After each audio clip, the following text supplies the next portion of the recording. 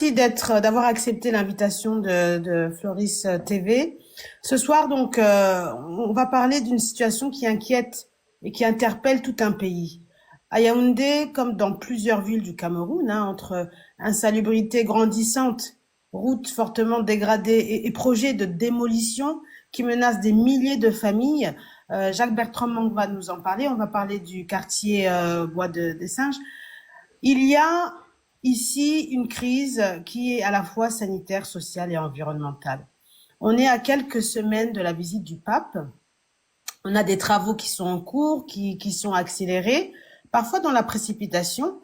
Et comme l'a montré la récente sortie musclée de notre ministre Ketcha Cortés, il y a, j'ai l'impression au niveau du gouvernement, une urgence d'image. Mais on a quand même beaucoup de personnes qui dénoncent un abandon du quotidien des populations. On a même le journaliste Christophe Biya qui a tiré la sonnette d'alarme et qui a évoqué une gestion défaillante et un malaise profond vraiment par rapport à la situation. Donc avant qu'on rentre vraiment dans le vif du sujet et dans le débat, je vais donc vous partager des vidéos et puis ensuite on va pouvoir débattre et puis essayer de parler de solutions. Merci.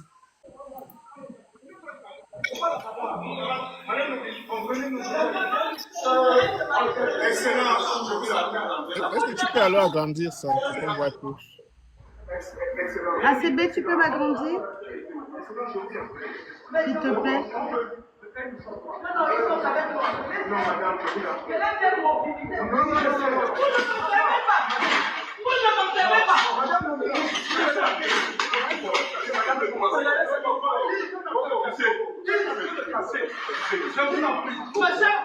Vous parlez à un membre du gouvernement. Vous parlez à un membre du gouvernement. Ils vont sortir. Monsieur, je peux vous dire.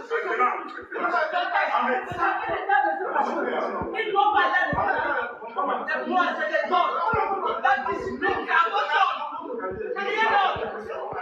C'est rien d'autre. Ils veulent laver les téléphone. Laissez-moi le téléphone. Donnez-moi le téléphone de mon chauffeur.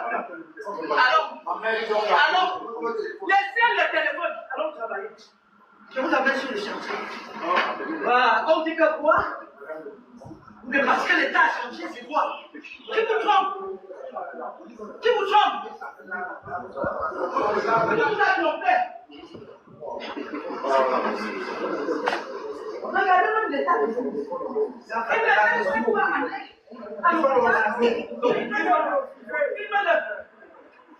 prenez le nom, j'ai demandé de... Quand ils ont fait les armes, c'est avec les armes,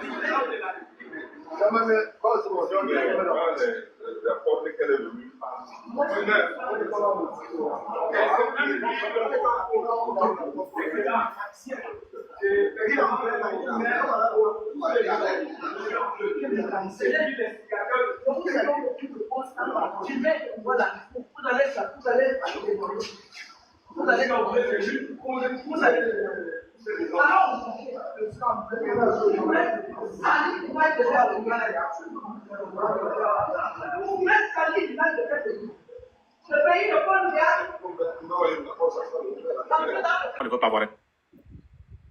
Mesdames, Messieurs, bonsoir. Je sais que beaucoup ont été choqués par cette vidéo que je vous remets en légende.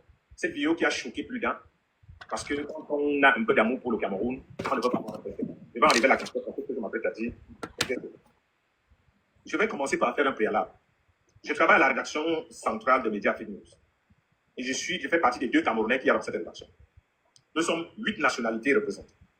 Et il nous arrive de nous intriguer entre les nationalités. On parle de nos chefs d'État, on parle de nos villes, on parle de notre niveau de développement, on parle du CIMIC, on parle de nos équipes nationales, on parle de nos icônes, on parle de nos stars. Bref, en rédaction, il nous arrive de nous taquiner. Et à chaque fois qu'on effectue une mission à l'étranger, on met il nous arrive de nous la personnalité, le journaliste de la nationalité concernée. C'est-à-dire que quand on allait à Goma, on avait mis Christian Panzou, qui était dans la délégation, puisqu'il est Congo de la RDC. Et lorsqu'on arrive, moi, Camerounais, je peux dire, ah, oui, monsieur. Quand vous arrivez à Kinshasa, qui est une très grande ville, très peuplée, puis on vous dit non, il ne faut pas marcher avec votre téléphone à l'oreille. Et puis voilà, on vous dit que non, il faut plutôt aller dans telle ville qui est beaucoup plus sécurisée et tout. Donc quand vous arrivez, le propriétaire dit, donc il faut faire attention. Et c'est pour ça que je connais les esprits que nous faisons souvent à la rédaction. Je dis, on ne peut pas vivre un tel spectacle. Non pas pour mon égo personnel, moi je ne peut pas. On dit pour l'image du Cameroun. Parce que si le Cameroun nous fait un spectacle où on méprise tout un ministre, on méprise tout un ministre, un membre, je dis que sur la forme, d'abord, peu importe, le ministre doit aller à la mairie de la ville, peu importe ce que les gens vont dire. Quand vous voyez le ministre, vous devez vous arrêter. Quand vous voyez un membre du gouvernement qui représente le gouvernement à la tête du Premier ministre et derrière le président de la République, on doit s'arrêter. Peu importe votre zèle, peu importe votre position, que vous soyez l'ami du président. Encore, je voudrais dire aux gens, le pouvoir n'a pas d'amis. Le pouvoir n'a que des intérêts. Ceux qui aiment dire que moi je suis l'ami du président, c'est faux. Le pouvoir n'a pas d'amis. Lorsque le président fait confiance à un Camerounais ou une Camerounaise en la mettant ministre, ça veut dire que le président estime que la personne a des capacités pour accomplir une certaine tâche. On peut ne pas aimer Ketia Koutès, mais parce qu'elle est ministre, on lui doit tout le respect qui va avec. Et elle ne devait pas se retrouver dans cette situation. Elle ne devait pas se... Ça, c'est pour la forme.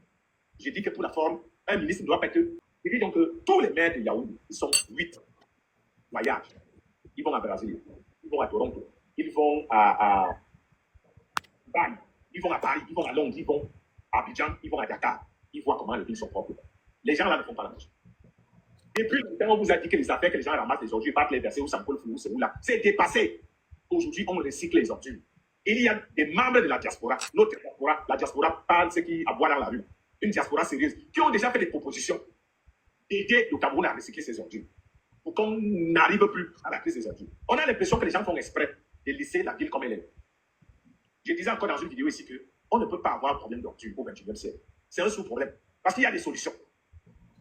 Libreville a trouvé la solution. Abidjan a trouvé la solution. Dakar a trouvé la solution. Pourquoi Yaoundé ne trouve pas la solution? Pourtant, vous, les maires, là, vous voyagez tous. Vous avez vos collègues dans d'autres villes. Quand vous ne leur demandez pas quel est leur secret. C'est d'abord quelle histoire qu'on ramasse les ordures en pleine journée. Quand j'habitais de manière permanente à Abidjan, j'étais à Angré Nouveau-Chou. Il m'arrivait de rentrer tard. Et je me rappelle qu'à chaque fois que je rentrais, je croisais toujours les équipes de la mairie qui s'assuraient que partout la route s'affaisse, ils viennent renforcer. Ils viennent renforcer. Et ils ramassaient les ordures dans la rue. Quand je suis parti d'Abidjan pour Libreville, je me suis allé vivre dans la commune d'Akanda, pour ceux qui connaissent le Gabon, plus précisément au quartier Angondi. Et quand je rentrais dans la nuit, je voyais toujours le même phénomène, des gens qui ramassent des poubelles dans la nuit et des équipes qui sillonnent la ville, la commune, et partout la route commence à être défectueuse, on la renforce. Pourquoi ne pas faire pareil à Yaoundé? Le problème avec Yaoundé, les gens de Yaoundé, c'est qu'ils aiment que le trou qui se creuse au niveau du carrefour et tout, s'agrandisse, ça devient un lac municipal pour aller voter un gros budget pour venir faire les détournements. Quand les nids de poules commencent entre l'axe Carrefour et tout, et Mobile Kondengui, on n'arrange pas, on attend que la route se dégrade. C'est ça le problème des Camerounais. Ils attendent toujours que la situation pourrisse pour venir voter les gros budgets. Pourtant, il est plus facile de régler un problème mineur. Quand tu commences à avoir mal à la tête, il vaut mieux aller à l'hôpital pour qu'on arrête d'abord à ce niveau-là. Parce que ça peut quitter la tête, ça va au niveau du cou, ça entraîne au niveau de la poitrine, ça va au niveau du ventre, va vers les artères le pied, et tu es malade dans tout le corps. Et c'est ce que vous faites à Yaoundé. On ne peut pas laisser Yaoundé continuer à être une honte nationale, une honte internationale. Yaoundé, la ville aux 7 collines, un beau paysage comme Yaoundé. Hein? Quand on a fini de rêver dans les airs, vous vous souvenez de ce reportage que j'avais fait? Quand on a fini de rêver dans les airs, la réalité de la terre sur terre. Est-ce que tu mets le drone, tu vois les belles collines de Yaoundé, Koliada, Kolé Lumden, tu vois tout ça là. Et puis après, quand tu atterris, la réalité te l'attend. Vous savez, je me revendique propagandiste, trop pour dire. Pour autant, je veux vivre dans une belle ville. Je veux avoir une ville bling bling. Je veux avoir une ville où il y a des beaux petits restaurants, une ville où tu peux amener ta femme, tu te filmes, tu peux amener tes enfants, tu te filmes. Mais tu vas aller à Yaoundé, tu vas te filmer au monument J'aime mon pays. Tu vas aller te filmer à Place, sans publicité. Tu vas te filmer où? Alors qu'on peut développer des pôles de touristes attractifs qui peuvent attirer les gens. Non, c'est possible. Parce que c'est le rôle du magistrat de la ville, d'embellir Yaoundé, lui et tous ses amis des arrondissements. Ah oui. Et tu roules à Yaoundé, tu peux attraper la syphilis, les céphalées, les bourrelets, si tu veux même, tu sais pas comment les femmes enceintes font. Ce sont les réalités de la ville de Yaoundé. Et moi, je dis que je profite de la situation pour réveiller les gens de Yaoundé. Moi, je suis un gars de Yaoundé. Je suis né à Yaoundé, je suis un gars de Yaoundé. Et ça me fait honte de voir Yaoundé dans cet état. Je vous assure. Je vous assure. Je comprends ceux qui ne voyagent pas. Ils ne savent pas à quoi ressemble Libreville, à quoi ressemble Malabo, à quoi ressemble Abidjan, à quoi ressemble Dakar, à quoi ressemble Cotonou. Je vous dis, vous pouvez voyager tout le temps aller en France. Voyager, aller à Londres, voyager, vous allez voir que c'est beau. Ça ne va pas vous impressionner parce que vous direz que ce sont les pays occidentaux, ils ont longueur d'avance. Mais en Afrique, là, quand tu vas dans les pays africains, comme moi j'ai eu la grâce d'aller dans beaucoup de pays africains, vraiment quand tu reviens à Yaoundé, tu as honte. Par contre, pour mes amis de la direction de Média Afrique News, il n'y a pas que Yaoundé au Cameroun. Nous, on a la chance d'avoir 10 provinces développées. Ça, c'est la grâce que beaucoup de pays n'ont pas où j'ai été. Parce que quand tu arrives à Garoua, c'est une très belle ville. Maroua, une très belle ville. Limbe, Oya, Bamenda, Eteya. Vous voyez qu'il y a des belles villes comme ça que vous pouvez visiter. Le Cameroun est quand même l'un des rares pays dans cette Afrique noire francophone qui a 2 aéroports internationaux où les avions atterrissent tous les jours. Il faut qu'on fasse un effort. Il faut qu'on se rende compte du potentiel qu'on a. 2 aéroports internationaux. Quand tu prends l'avion pour aller à Côte d'Ivoire, il y a qu'Abidjan. Quand tu prends l'avion pour aller au Sénégal, il n'y a que Dakar. Mais quand tu prends l'avion pour venir au Cameroun, tu peux t'arrêter soit à Yaoundé, soit à Douala. Faisons un effort. Pour le moment. Donc voilà, vous avez vu un peu. Voilà, on peut partir de là pour débattre parce que on est là pour analyser la situation, poser les vraies questions et puis surtout parler de... Avant de commencer, je voulais saluer Jean-Bertrand que moi j'admire beaucoup parce que je regarde ses vidéos. Donc hier déjà quand on m'a dit que tu serais sur le panel avec Monsieur Mang, j'ai fêté, j'étais content parce que je voulais justement, parce que j'ai vu sa vidéo au marché Sanaga. Je ne sais pas s'il a vu la mienne que j'ai faite au marché Sanaga. Donc c'était un des premiers marchés où je suis allé, le marché Sanaga. Et je voulais justement peut-être faire une vidéo avec Monsieur Mang dans les jours qui viennent parce que je suis à Douala pour que, parce que lui grâce à ces vidéos, les politiques ont un peu bougé. Au marché Sanaga, on ramasse avec certaines fréquences. Mais j'aimerais peut-être qu'on parle aussi, qu'il lance un message aux hommes politiques pour dire voici un jeune qui propose des solutions et testons ces solutions plutôt que de ne rien faire. Parce que le problème des aujourd'hui, moi je répète, j'ai l'impression que nos hommes politiques aujourd'hui au Cameroun ne veulent pas regarder en face la solution. La solution, c'est celle qui marche dans tous les pays du monde. C'est-à-dire, les ordures reviennent. Parce que même avant d'arriver à mon hôtel aujourd'hui à Douala, j'ai regardé un peu la ville. Il y a des tas d'ordures un peu partout dans la ville. Il y a des tas d'ordures versées là sans bac un peu partout. Les ordures reviennent et vont toujours revenir si on ne s'organise pas, si on ne met pas des bacs, si on ne sensibilise pas notre population à trier les ordures dès la maison et si on ne pousse pas pour que les entreprises qui font dans le recyclage s'installent toujours plus. Donc, moi par exemple, je voulais juste dire à monsieur puis je voulais ça parler. Je voulais dire par exemple, au marché Sanaga par exemple, moi j'installe des biométhaniseurs.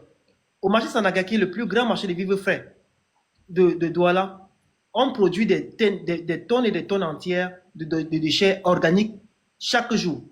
Sans même devoir les enlever, en mettant un biométhaniseur au niveau du marché Sanaga, on pourrait transformer ces ordures sur le marché même en engrais. Donc, c'est-à-dire que ça veut dire moins de moyens pour la mairie qui vient enlever, moins de travailleurs et production d'une valeur ajoutée. Sur le marché sans même devoir les déplacer. Et au passage, on peut produire du biogaz. Il y a beaucoup de petites mamans qui font la nourriture dans le marché là-bas.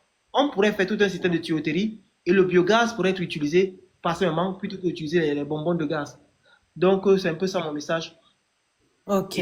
Je secouais ma tête parce que je viens d'écouter Raoul Christophe Mbia. Il m'amuse tellement. C'est ce même Raoul Christophe Mbia qui tire sur moi depuis quelque temps et qui s'est subitement réveillé et qui s'est subitement rendu compte que ceux qui le financent depuis plusieurs mois aujourd'hui, depuis même, je vais dire plusieurs années aujourd'hui, qu'il a vanté, même après les élections présidentielles, il dit les gens de Yaoundé, il veut parler de qui? Des populations de Yaoundé. Il veut imputer ce qui se passe à Yaoundé à qui? Si ce n'est au pouvoir central et à la technostructure administrative de M. Biapol. Cathy, si le fond de ce que Raoul Tissom a dit est intéressant, mais dans la forme, il est amusant. Raoul Tissom, Ernest Obama, qui est encore là, Bruno Bidjan, font partie des gars qui enfument les populations au Cameroun et donnent l'impression que les gens comme nous sont des maboules. Nous qui attirons l'attention des populations sur le risque sanitaire qu'il y a avec ces ordures. Parlons-en. Tout à l'heure, Achille Tanko a parlé de l'aspect technico-stratégique de gestion des ordures ménagères. Moi, je vais vous parler de l'aspect sanitaire.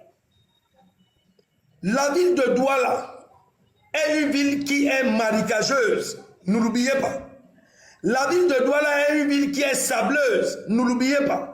La ville de Douala est l'une des villes qui est souvent le plus touchée par les inondations pendant les saisons pluvieuses. Ne l'oubliez pas. Les ordures sont présentes dans des quartiers comme Bonabéry, les quartiers qui sont les quartiers les plus inondés, les quartiers comme Newton Aéroport, les quartiers qui sont les quartiers les plus inondés, les quartiers comme Makepe Misoke, qui sont les quartiers les plus inondés en saison pluvieuse. Moi, je vais vous dire que sur le plan sanitaire, et là, j'adresse ce message au ministre de la Santé publique, préparez-vous à une vague de choléra qui ne dira pas son nom. De travailler, on ne peut pas laisser ces positions comme ça. Il faut savoir que Achille, il n'est pas constamment sur la crise des ordures, hein. Il va au-delà. Dernièrement, il est parti voir un peu les conditions des étudiants et Exactement. voilà, et puis dénoncer quelque part la façon dont ils sont logés. Parce que là, on va parler du bois des singes et on va parler aussi du logement. Mais qu'est-ce que vous pouvez nous dire justement sur vos constats sur le terrain et la situation avec les marchands de sommeil, etc. Pour les étudiants, c'est très grave, c'est très grave, c'est très grave. Je vais demander à M. Mansi peut me confirmer seulement une information qu'on m'a dit qu'à Douala, on a fermé les cités universitaires. Je ne sais pas si c'est vrai ou si c'est faux. Universitaire. Ah, voilà, c'est mieux. On entend. Hein? Si Achille, écoute-moi bien, si la cité universitaire n'avait pas existé, je n'aurais même pas fait une semaine d'études à l'université. Si elle n'avait pas existé à l'époque. Ça veut dire que c'est quelque chose qui est d'un intérêt capital pour les étudiants pauvres. Mais à l'université de Douala, au Cameroun, au 21e siècle, en 2026, la cité universitaire a été fermée. Ça fait 10 ans au moins aujourd'hui. Que les étudiants n'arrivent pas à profiter d'une cité universitaire. Que les recteurs se passent là. Ce qui les intéresse, c'est le budget, c'est se maintenir au poste. Et d'ailleurs, ce n'est pas que la cité universitaire qu'il n'y a pas à l'université de Douala. Il n'y a même pas les toilettes. Je parle de ça de manière péremptoire, Achille, parce que, une minute. Oui. Vous voyez ça? Voici, regardez. Quand je faisais 3e année à l'université, quand je finissais ma 3e année, j'ai écrit ce livre intitulé Le véritable visage de nos universités. Comment comprendre la réussite des uns et l'échec programmé des autres. Et je rappelle dans cet ouvrage tout ce qu'il y a comme marasme dans les universités camerounaises. Achille, figurez-vous que les enfants arrivent à l'université le matin et doivent repartir dans la soirée et non pas un endroit pour se rafraîchir. Non pas de... Je vous montre la vidéo. On écoute votre message qui est vraiment dirigé au président, le chef d'État proclamé par le Conseil constitutionnel. On y va.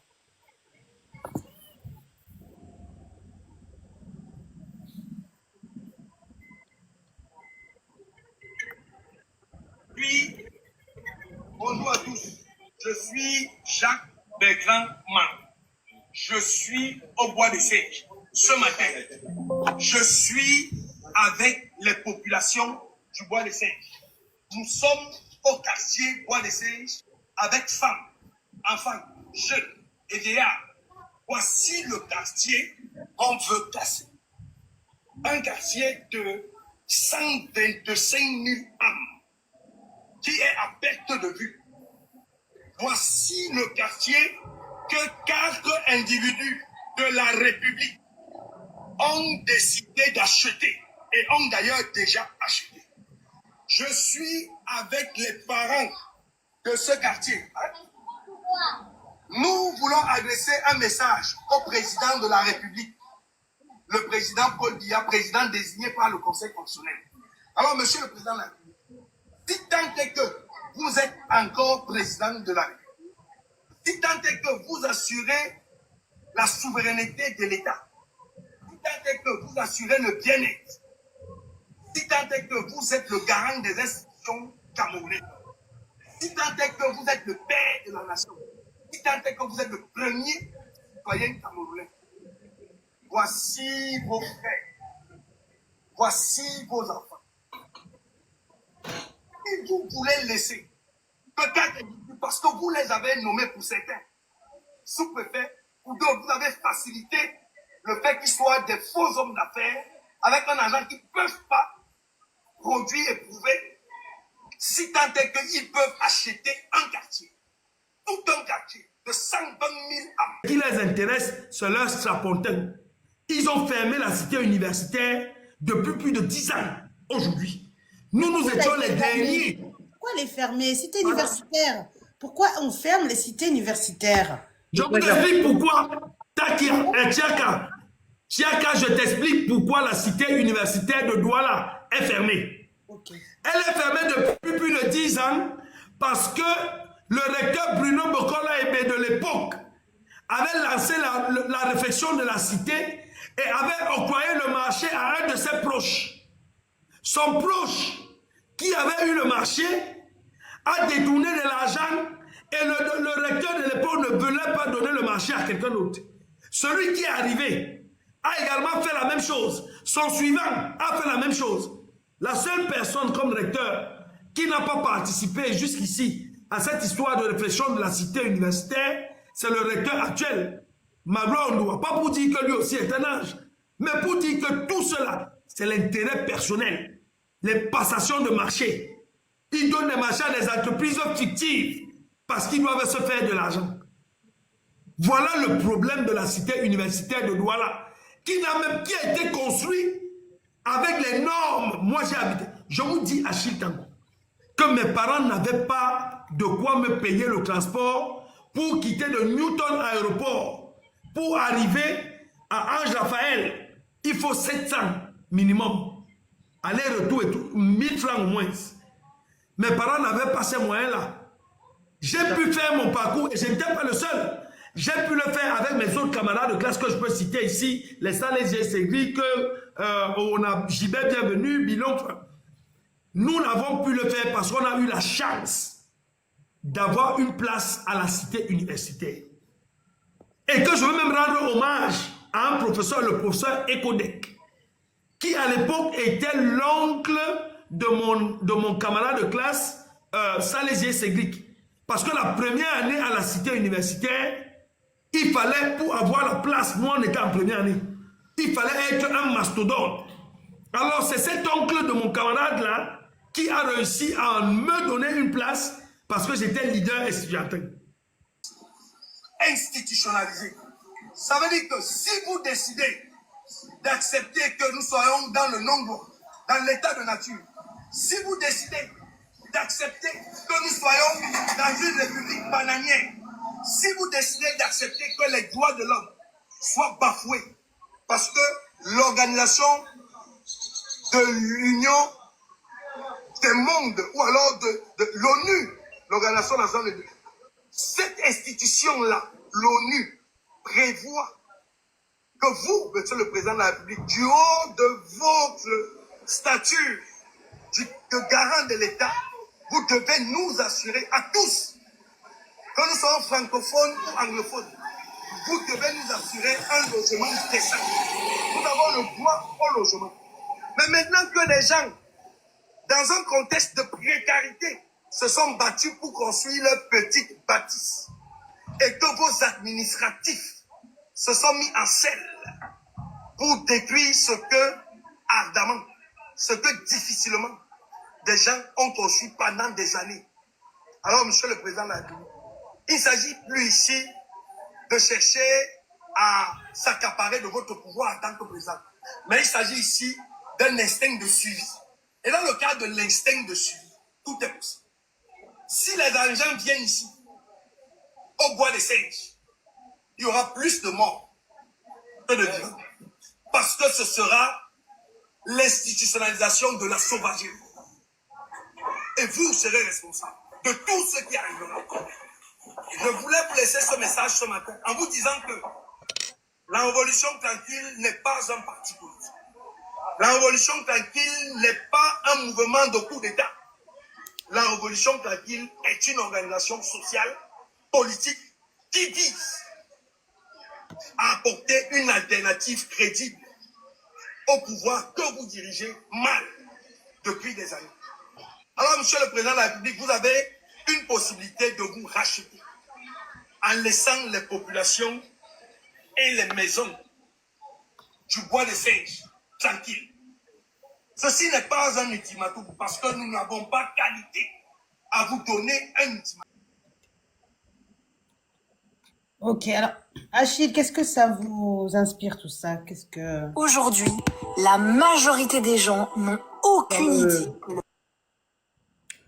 Je sais pas quoi dire, franchement, je suis triste parce que j'aimerais savoir si les populations qui sont menacées d'expulsion sont, si on les a pas donné une solution de relogement, j'aimerais savoir aussi pourquoi est-ce qu'on les menace d'expulsion, si parce que la zone est marécageuse, donc quels sont vraiment les vrais motifs qui font de manière à ce que le gouvernement les menace d'expulsion.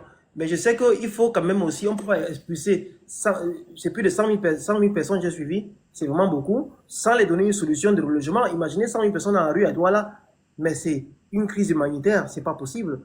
C'est pas possible. Donc, j'aimerais déjà savoir quels sont les motifs invoqués par les autorités pour... Jacques-Bertrand Mang, alors est-ce que vous pouvez nous en dire un peu plus? Parce que comment on peut envisager la démolition de tout un quartier avec près de 125 000 personnes sans solution de relogement? Est-ce que vraiment cette urgence sociale, elle a été sous-estimée? Qu'est-ce qui se passe? Quel est le projet? Parce que ça relève du privé apparemment. Expliquez-nous un peu ce qui se passe. Et puis la situation qui est urgente, parce que j'ai cru comprendre qu'ils allaient raser tout le quartier d'ici la semaine prochaine. Généralisé. Nous sommes désormais dans ce que Thomas Hobbes, dans son livre Le Léviathan, appelait l'état sauvage, l'état de nature. Nous sommes au Cameroun désormais dans un état où l'homme est un loup pour l'homme. Chacun se bat pour survivre.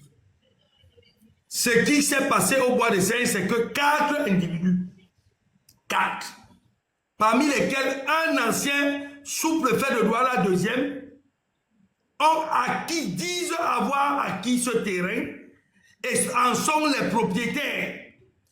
Ils ont, dans une zone verte, réussi à obtenir un titre foncier. Les 4, ils se sont partagés les... Mais Monsieur Mang, oui. Peut-être qu'il va y avoir du changement. Nous avons à la tête des institutions telles que l'Assemblée nationale et le Sénat des nouvelles personnalités. Alors peut-être que il va y avoir même un vice-président. Donc je dis ça ironiquement, bien évidemment. Mais j'espère que vous êtes en train de... Si vous m'avez suivi dans mon coup de gueule de ce matin sur ma page, et j'invite d'ailleurs les uns et les autres à s'abonner sur cette page, parce que nous sommes les éveilleurs de conscience. Nous avons accepté que les uns et les autres nous quittent de fous, parce que nous sommes différents d'eux. Nous sommes sortis du sensible depuis, pour renaître à l'intelligible. Nous sommes des sentinelles. Nous sommes toujours en éveil. Nous attirons l'attention. Et c'est parce que nous sommes différents qu'ils trouvent en nous un grain de folie. Alors, Mme Tia Kadwa vous répond en vous disant que la constitution camerounaise qui s'apprête à être, dont ils ont le projet de réviser, c'est une incongruité totale. Il s'agit là du recul de la démocratie. Il s'agit là de l'assassinat de l'état de droit. Des gens ne peuvent pas décider. Je disais ça de façon ironique. Hein. Je disais ça de façon ironique. Mais je sais. Voilà. Je sais. Les gens ne peuvent pas décider de manière intuitive, personnelle, de refaire l'état du Cameroun en changeant la constitution sans nous permettre d'y participer par un référendum. Les gens ne peuvent pas se permettre parce qu'ils ont décidé de nommer, parce que c'était des nominations, un nouveau président de l'Assemblée nationale et un nouveau président du Sénat. Ils se permettent de nous faire croire qu'ils sont dans le changement. Ils sont dans le remplacement. Ça n'apporte aucune alternative crédible, aucune alternance. Nous avons des gens qui sont en train de se régénérer dans leur pouvoir. Voici véritablement le levier de ce changement de constitution. Voici pourquoi ils veulent le faire. Ils veulent instaurer un poste de vice-président pour que les lacunes du président Biya soient écartées et que les responsabilités soient données à ce vice-président qui assurera l'intérim et la continuité lorsque le président Biya ne sera pas là. dans le projet, on vient avec le gouvernement du pays. Donc là, je vous ai expliqué tout à l'heure, je suis en Suisse. Donc nous, on vient avec le gouvernement suisse. On va pas en disant bonjour, je m'appelle Achille, j'ai des super projets. C'est clair, quand vous arrivez comme ça au gouvernement, donc on parle au niveau ministériel, vous passez pour une société et le gouvernement du Cameroun ne traite pas en direct avec des sociétés. Par contre, ils traiteront avec le gouvernement. Donc ce qui se passe, c'est que on soutient le projet de M. Tanko et nous, on est soutenu par le gouvernement suisse qui nous permet justement d'avoir rencontré Madame Kesha, c'est ça, et d'avoir son autorisation pour lancer le projet à Yaoundé et à Douala. Et ce qui s'est passé, pour être très clair avec vous, c'est qu'on a eu affaire justement aux maires de ces différentes villes, et comme vous l'avez très bien soulevé, mesdames et messieurs, c'est tout des problèmes. Le projet de M. Tanko, il est intéressant et il a une durabilité dans le temps. C'est que justement, il permet d'améliorer le rendement de la valorisation des déchets, et lui, à ce moment-là, il touche de l'argent parce qu'on peut valoriser les déchets de manière optimale. Ouais, voilà, je vous remercie beaucoup. de m'avoir écouté. Merci beaucoup. Merci C'est nous qui beaucoup. vous remercions, Monsieur Africain. Oh, merci. Et ça nous permet également de comprendre que c'est un projet pérenne, parce que plus la population également augmente, le projet également, voilà. Et il y a forcément plus d'autres sites qui seront créés, pas forcément en Fouman, peut-être à Marois, peut-être à Bertois, à Ebolova, à Douala. Donc, c'est un sujet assez... j'ai même oublié, il y a Limbé, il y a Boya, il y a Bamenda. C'est des zones également... Oui, c'est des zones également où il y a des... En fait, il y a des problèmes de déchets partout au Cameroun, en fait. Il y a Kribi aussi. À Kribi, à Kribi, j'ai été, mais vous avez vu, dernièrement, votre président a signé un partenariat avec l'Arabie Saoudite à 51% actionnaire de la société, sans disposition et remise du projet. Donc moi, déjà, ça, juste qu'on comprenne bien, quand nous, on travaille avec des partenaires, on leur dit, voilà, au bout de 25 ans, on vous donne le projet. Donc on appelle ça à BOT. Et là, ce qui a été fait cette semaine, ça a été signé un contrat avec le Moyen-Orient, l'Arabie Saoudite, mais c'est à durée indéterminée. Ça veut dire qu'ils vont gérer le projet, enfin le port à Kribi, ad vitam aeternam. Ok, d'accord, ça c'est super ça. Et j'avais une autre question. Ouais, c'est pas super, hein, ça je trouve. Ok, j'avais également une question, peut-être West African. Comment, Amel? Ben, il a dit que ces gens vont gérer le port de Kribi ad vitam aeternam. C'est incroyable. Oui, c'est juste. C'est les médias. Hein. Et Armel, est-ce que tu pourras même rappeler aussi le projet d'achat des lampadaires là, parce que bon, tant qu'on y est. Hein. Avant qu'Armel ne rappelle le projet des lampadaires, moi je voudrais poser la question à Achille et peut-être à West African par rapport à votre projet. Est-ce que vous avez prévu également dedans la gestion des déchets aussi industriels? Parce que ça aussi, c'est un problème. Oui, c'est-à-dire dans le projet, on peut valoriser autant le déchet, comme on va dire, aujourd'hui, que vous soyez très clair, hein, si on prend une ville comme Yaoundé, Douala, les huiles qui sont issues des moteurs ne sont pas traitées, ça va directement dans les égouts. Donc exactement. Nous, dans notre projet, on a inclus les pneus qui ne sont pas inclus dans les déchets, vous sachiez, dans la ville de Douala, au Cameroun, on ne compte pas. Les pneus et les huiles issues, on appelle ça les huiles industrielles, ne sont pas comprises dans les déchets. Donc elles vont directement dans la rivière. Donc nous, on peut traiter des déchets qui vont du mercure jusqu'au plomb, en passant par les huiles et puis les pneus. En plus, bien sûr, du charbon et de l'eau. Parce qu'il faut savoir qu'on peut traiter le charbon, les déchets organiques. Donc ça, on a discuté avec M. Tanko, il a compris le projet. C'est-à-dire qu'on fait du charbon avec les déchets organiques. Et d'une fois qu'on a ces déchets organiques, on les utilise, ils sont transformés en charbon. Et d'une fois que c'est transformé en charbon, c'est utilisé comme filtre pour filtrer les eaux usées. Typiquement, Yaoundé, les eaux usées, elles vont dans la rivière. Hein. Surtout à Douala, elles vont dans la mer. Donc, avant de les mettre dans la...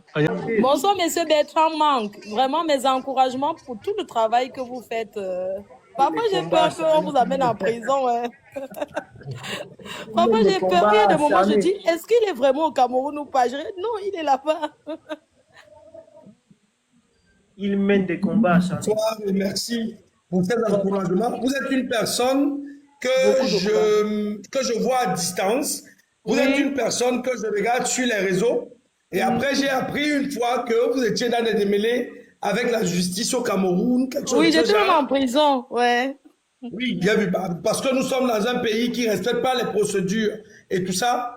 Moi, je vais vous dire que moi, j'ai besoin, non pas seulement de vos encouragements, du style dont vous êtes en train de dire, nous avons besoin de votre chaleur, Fleur de Lille. Vous êtes une très belle femme, je vais vous dire ça physiquement, et même dans le cœur. Et il y a des enfants au Cameroun qui sont des enfants désœuvrés, les enfants affligés, qui sont des enfants qui méritent aussi avoir de l'attention. Et sur ce pan-là, je vais vous dire que je souhaite que vous nous accompagniez à pouvoir les aider aussi. Parce qu'il y a beaucoup plus de bonheur à donner qu'à recevoir. Ça, je vous le dis, vous, parce que j'ai l'habitude de voir ce que vous écrivez sur les réseaux, de voir vos sorties. Et vous me paraissez une personne qui a assez de cœur et une personne qui est philanthropique. Donc, du coup, pour moi, pour le combat que je mène, que j'ai choisi de mener, il s'agit d'un sacerdoce. Et je n'ai pas peur. Je n'ai pas peur parce que je suis une personne qui croit profondément aux valeurs spirituelles, éternelles de Dieu, de Allah et tout. Et la peur, l'hésitation, les lamentations, le désespoir, ce sont les armes du diable. Je me sers aussi de ma petite culture, et là je le dis pour être modeste, de ma petite culture juridique et des procédures pour savoir quel mot il faut placer et à quel moment il faut... Il y a Madame Tiaka qui a soulevé une problématique tout à l'heure par rapport aux ordures au Cameroun.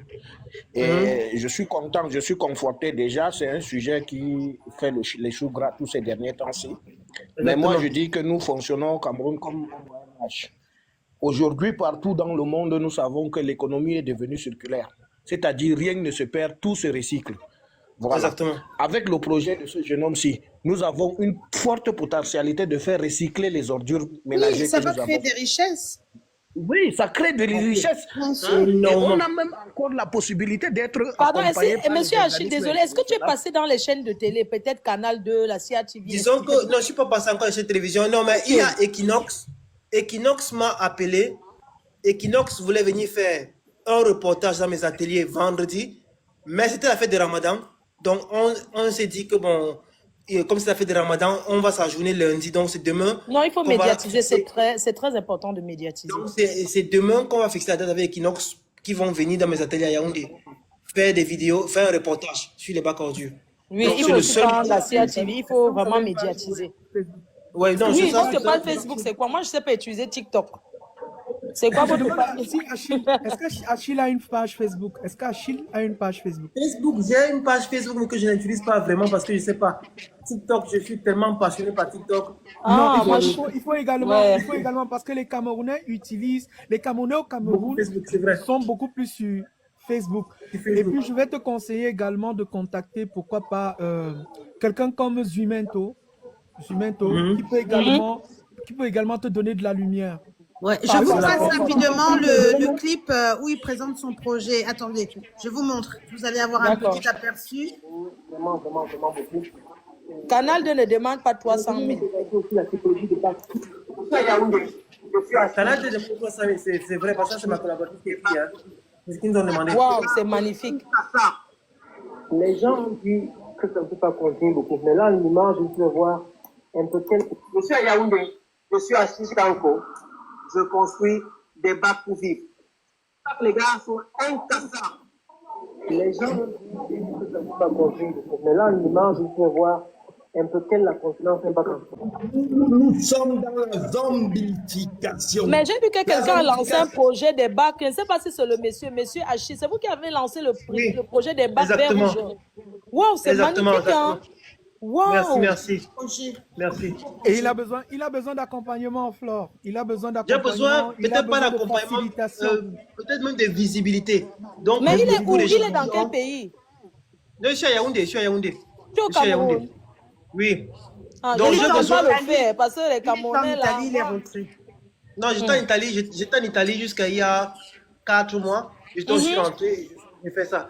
Donc, j'ai besoin peut-être que des gens comme vous qui ont beaucoup de visibilité en parlent. Parce que c'est quand la masse va sortir, que quand tout le monde va faire pression, que ceux-là qui savent que c'est la solution vont dire eux-mêmes, la masse est aperçue, la masse le sait déjà que c'est la solution. Mais dites-moi, c'est une amie antillaise qui m'a montré, hein, ouais, voilà, il y a quelqu'un qui a créé les bacs. Ça me fait plaisir. Mais est-ce que vous avez les vidéos? On peut voir ça où? Les vidéos, là, elle m'avait montré comme ça passait. Sur mon profil Achille Tanko, j'ai beaucoup de vidéos qui en parlent. Mais il faut nous envoyer, non, on va poster et tout. Je ne sais pas comment on copie sur TikTok. Oh non, ok, je vais envoyer les vidéos alors une inbox, je vais te les envoyer. Oui, Donc, oui, oui. Exactement, hein, tu peux la Franchement, c'est un très bon projet. Ouais. Merci beaucoup. Et les bacs d'ordures, là, les Camerounais vont respecter parce qu'ils aiment jeter les ordures au sol. Non, les Camerounais vont respecter. Attends, parce que regarde, je suis allé dans des quartiers, n'est-ce pas, où j'ai posé des questions aux gens. Je leur disais, est-ce que s'il y avait un bac à ordures ici, jetterais-tu encore les ordures dans la rivière qui passe sous ta fenêtre? Il me dit, mais pourquoi? Je jette parce que je n'ai pas. Ils ne sont pas éduqués. Il faut commencer à éduquer d'abord la population. Justement, il faut éduquer, mais il faut aussi mettre les aussi. Donc si on en met, ce qui est sûr, il y aura toujours des inciviques. Parce que l'incivisme, il faut dire, s'est propagé dans notre société d'une manière phénoménale. Donc le Cameroun est devenu tellement incivique. Mais l'incivisme, c'est le frère jumeau de l'insalubrité, c'est le frère jumeau de la manquance d'infrastructures, donc ça va ensemble. Je vais vous présenter aussi la version des bacs qui n'est pas enterrée, qu'on pose juste. C'est cela. Ces bacs sont en construction dans nos ateliers. Ouais, il y a pour le plastique, pour la matière organique en verre, et le blanc, c'est pour les déchets mixtes. Je suis à Yaoundé, je suis à Tanko. Voilà.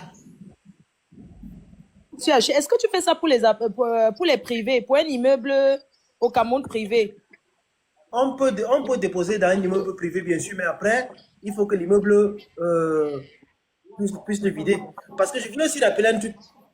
Il n'y a aucun bac sur la terre qui peut être, aussi beau soit-il, aussi grand soit-il, si on ne le vide pas, il ne va pas bloquer. Parce que même en Europe, ça fonctionne parce qu'on vide régulièrement.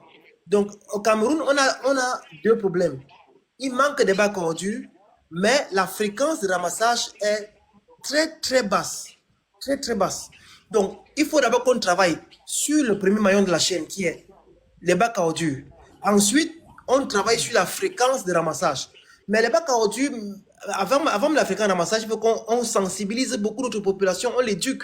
Parce que même en Europe, moi j'étais en Europe quand ils ont commencé à faire le tri des ordures. Ils ont fait une pression massive. On faisait la publicité dans les écoles, dans la télévision, sur Facebook, partout. Pour éduquer la population, pourquoi c'est important de trier les déchets. Donc, je pense que c'est le passage par lequel nous on doit passer. Parce que comme je le rappelle toujours, c'est que le tri, pourquoi c'est important? C'est important parce que plus tôt on trie, moins on dépense. Si on trie tard, on attend qu'on mélange nos ordures avant d'aller à un endroit précis pour trier, on va dépenser des sommes astronomiques et le système ne sera pas rentable. On va finir par prendre encore tout, aller chercher une décharge ou enterrer. Et même quand on enterre tous nos déchets, ça nous crée des problèmes parce que là-bas, à soi, on a tellement enterré depuis 30 ans, 40 ans qu'il n'y a plus d'espace. On ne peut plus enterrer. Maintenant, les ordures traînent dans les rues parce qu'il n'y a plus où les mettre. On est en train de créer une décharge à Colbison. Elle va se remplir en 2 semaines. En 2 semaines, elle sera pleine.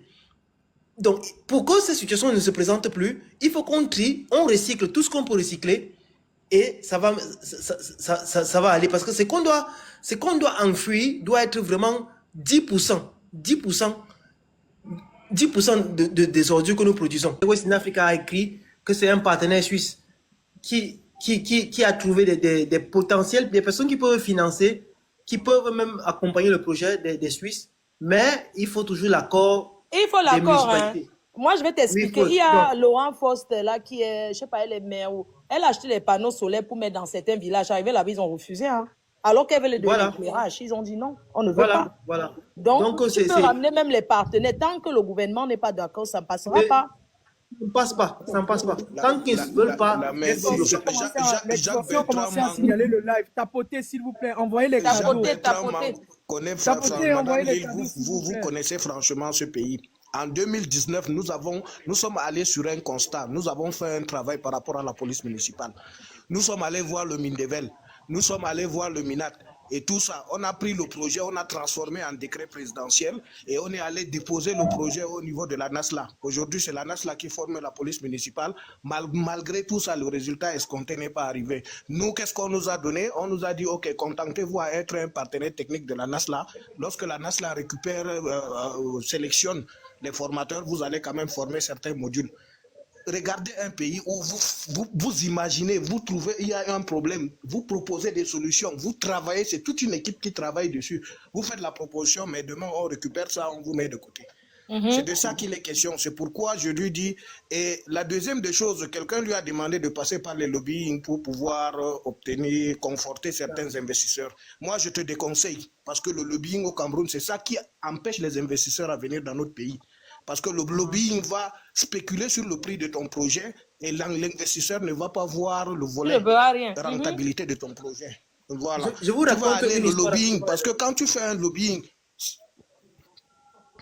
cet investissement, il ne faut pas seulement dire comme le ministre Atangandji avait dit. Le ministre avait dit que si on t'attrape en train de jeter les ordures, on t'arrête, on te met en garde à vue. Mais oui, mais on te met en garde à vue. Pardon, sans pouvoir te couper, est-ce que tu as rencontré certains ministres pour parler de ton projet et montrer? Parce qu'il ne faut pas seulement rester sur les réseaux, il faut aller rencontrer.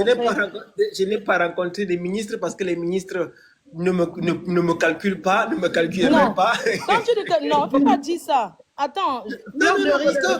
J'ai posé la question tout à l'heure à Jacques Bertrand. Je lui ai demandé s'il avait sollicité la ministre de l'Habitat et du Développement urbain. Il a ri. Il a rigolé. Non, attends, il nous répond. Est-ce que tu l'as sollicité ou pas? Est-ce que tu l'as contacté? Non, parce que si tu vas s'asseoir sur les réseaux, il faut partir sur le terrain, il faut rencontrer des gens. C'est pas non, parce que les rencontrer, comme tu sais bien, Fleur de Lille, n'est pas une mince affaire. Les rencontrer. Non. Madame Flo, oui, bonsoir à tout le monde. Madame Flo, vous parlez comme si vous ne connaissez pas ce pays. Moi, je ne le conseillerais même pas d'aller dans le ministère parce qu'on va encore voler son projet, on va l'écarter pour pouvoir remettre ce projet-là encore demain sur le truc. Vous faites comme si vous ignorez le Cameroun. Moi, j'ai dit à Achille, je t'encourage, trouvons plutôt des astuces pour amener des gens pour rendre d'abord ce projet en même temps un projet social, mais qui doit aussi être un projet économique pour créer des emplois. Ok, je vois un peu. Oui. Ramener comme une association. Moi, je travaille avec tous ces ministères-là depuis des années. Vous faites une proposition, on voit que le projet est fiable, on récupère ça, demain on vous écarte, vous entendez qu'on a seulement changé le nom du projet. Excusez-moi, grand, ce qu'il vient de dire, monsieur Achille, ce qu'il vient de dire, c'est exactement ça. Il faut passer par une association, un projet social. Ça veut dire que les gens que tu connais, on va dire les gens, on lance un truc, on commence à poser les projets sociaux, hein, gratuitement. Tu commences à déposer. C'est ça, en fait. Mais si tu viens dire que, parce qu'ils vont se dire que, sur le projet, ils peuvent gagner des milliards. Et toi, tu viens comme ça, ils peuvent pas te donner ça. Je comprends ce qu'ils veulent dire, ils vont voler ton projet. Donc, il faut ramener un projet social. Par exemple, que les ONG dans tes villages, je dépose 3 bacs. Développer. Les ordures ne devraient plus être un problème. Exactement. Oui. Au Cameroun, les ordures sont un problème de santé publique et on occulte en fait tout le potentiel qu'il y a derrière. Quelqu'un a parlé ici de l'économie circulaire et il vient même de nous dire qu'en réalité, on ne devrait enfouir que 10% de ces ordures-là parce que quand on mélange tout et on enfouit, on est même en fait en train de créer un problème qui va se révéler dans les années à venir. Exactement. Donc, en termes, le potentiel, en termes d'emploi, en termes de tout ce qu'on peut en tirer, on a même déjà tout cité ici, les engrais, les biocarburants. Oui, en termes de salubrité, la ville est propre et on évite beaucoup de maladies. L'image même de notre ville, l'image même. Voilà, l'image. Donc, ça se répercute même sur le tourisme. Parce que quand on voit tous les jours les vidéos du Cameroun avec les poubelles, les ordures qui jonchent les rues partout, les populations sont même obligées de déposer au milieu de la route. Donc, sur le terre-plein qui sépare les deux parties de la chaussée, franchement, quand on voit ces images-là, comment les touristes auront vraiment envie de venir au Cameroun? Comment est-ce que ça va attirer les gens? Donc, en termes d'attractivité pour le pays, c'est destructeur. Et franchement, quand on voit la jeunesse camerounaise qui se lève comme ça, on ne peut que encourager, soutenir et se dire que le Cameroun a vraiment de l'avenir. Parce que, effectivement, comme un compatriote disait ici, en général, quand les gens débarquent au Cameroun avec leur projet, souvent le financement et tout ce qu'il faut, tout l'accompagnement, on les dépossède de leur projet. C'est parce que nous avons bel et bien une épée de Damoclès qui est sur nos têtes et à tout moment on peut nous la couper la tête. On en est conscient. On a déjà fait plusieurs fois la prison au Cameroun. Moi, je le dis. Je l'ai déjà fait.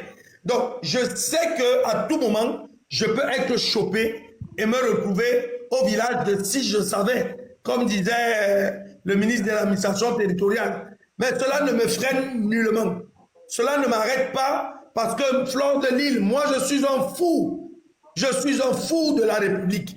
Je suis un fou du Cameroun. Un homme qui aime profondément son pays, qui aime ses frères camerounais. J'ai donc eu folie compulsive de mon pays, le Cameroun, et qui m'amène à prendre des risques.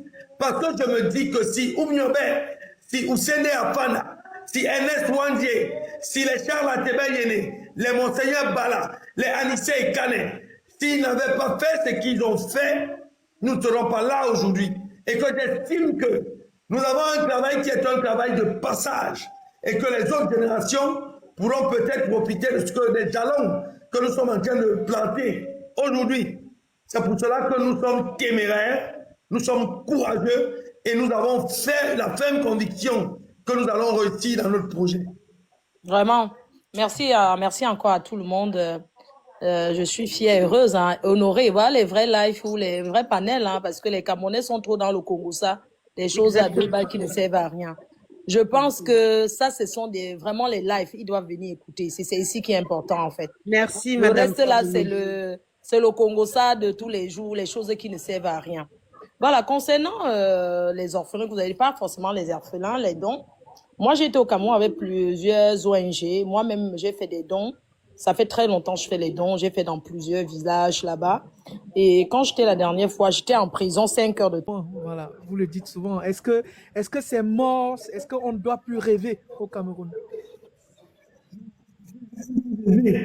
On doit rêver et au contraire, on doit rêver. Vous m'entendez, j'espère? Oui, on t'entend bien. Ok, au contraire, on doit rêver. C'est tout ce qui nous reste, le rêve. Il nous reste de rêver. Moi, j'écoutais avec beaucoup de délectation tout à l'heure les développements de Achille et de son partenaire de la Suisse. Et je me suis dit, mon Dieu, pourquoi est-ce que nous sommes autant abandonnés au Cameroun? On doit rêver, Yann.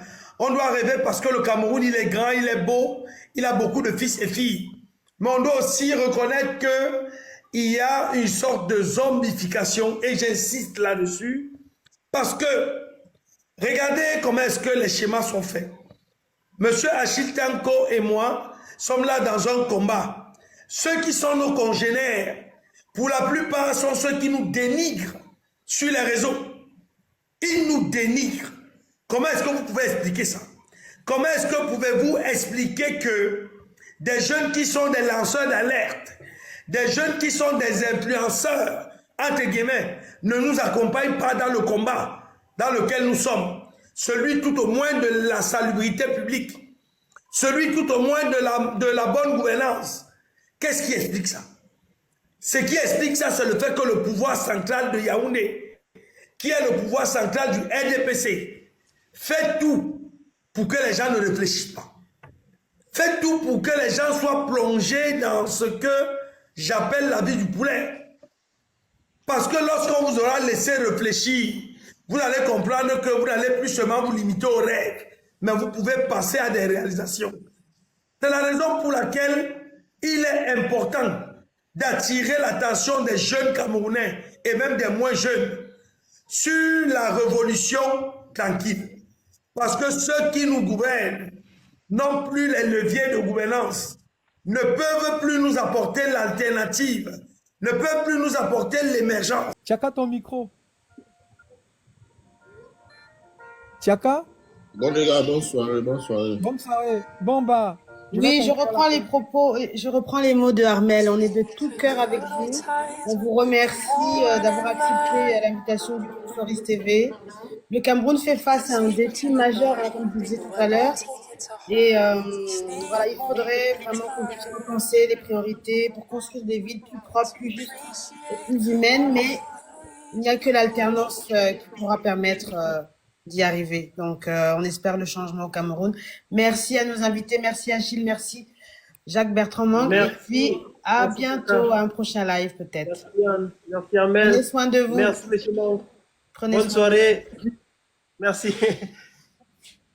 On s'écoute. Je n'entends pas, Monsieur Manque.